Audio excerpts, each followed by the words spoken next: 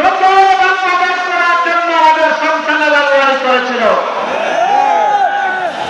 সেই নতুন বাংলাদেশ গড়ার জন্যই সংস্কারের উদ্দেশ্যে গণভোট হয়েছে। বাংলাদেশের একটা জায়গায় শুধু দাঁড়িয়ে বর্তমান প্রধানমন্ত্রী বলেছিলেন ভোট দিবেন দুটো, একটি আমার দলকে আর একটি গণভোটে হওয়া। তিনি প্রথমটা রক্ষা করেছেন, দ্বিতীয়টা তিনি রক্ষা করেন নাই। আজকে আপনাদেরকে কথা দিচ্ছি, আমাদেরকে বিভিন্নভাবে এই গণভোট বাস্তবায়নের দাবি থেকে সরিয়ে নেওয়ার জন্য অনেক কথা বলা হচ্ছে। পরিষ্কার কথা, আমরা জাতির সাথে বেইমানি করতে পারব না।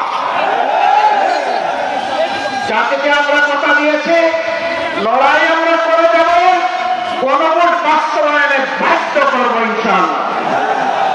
এর থেকে এক চুপ পরিমাণও আমরা সব এই আবু সাইদের রক্তের রংপুরে আরেকবার এই অঙ্গীকার ব্যক্ত করে গেলাম।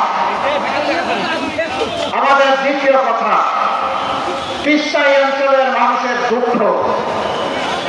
আমরা নির্বাচনের আগে বলেছিলাম আমরা নির্বাচিত হয়ে সরকার গঠনের সুযোগ পেলে তিস্তার বালুচরে কোটাল মেরে প্রথমেই বাংলাদেশের উন্নয়নের যাত্রা শুরু করব।